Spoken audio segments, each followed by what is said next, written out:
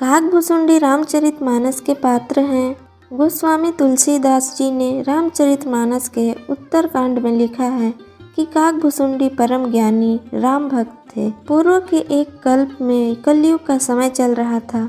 उसी समय काकभुसुंडी जी का प्रथम जन्म अयोध्यापुरी में एक शूद्र के घर में हुआ। उस जन्म में वे भगवान शिव के भक्त थे, लेकिन अहंकार के वशीभूत होकर उन्होंने अन्य देवताओं की निंदा करते थे। एक बार अयोध्या में अकाल पड़ जाने पर वे उज्जैन चले गए। वहां वे एक दयालु ब्राह्मण की सेवा करते हुए उन्हीं के साथ रहने लगे। एक बार उस शूद्र ने भगवान शंकर के मंदिर में ब्राह्मण का अपमान कर दिया। इस पर भगवान शंकर ने आकाशवाणी करके उसे श्राप दे दिया कि तुमने गुरु का निरादर किया है, इसलिए अब सर्प की अधम योनि मिलेगी और सर्प योनि के बाद तुझे 1000 बार अनेक योनि में जन्म लेना पड़ेगा। शूद्र के गुरु बड़े दयालु थे, इसलिए उन्होंने शिव जी की स्तुति करके अपने शिष्य के लिए क्षमा प्रार्थना की।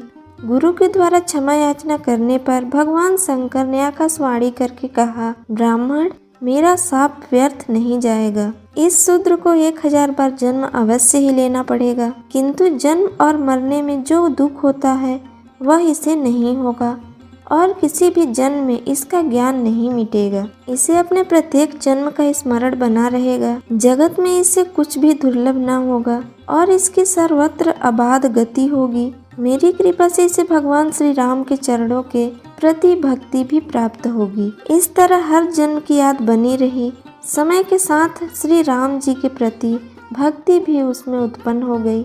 उस शूद्र ने अंतिम शरीर ब्राह्मण का पाया। ब्राह्मण बनने पर वह ज्ञान प्राप्ति के लिए लोमस ऋषि के पास गया। जब लोमस ऋषि उसे ज्ञान देते थे तो वह उनसे अनेक प्रकार के तर्क कुतर्क करता था।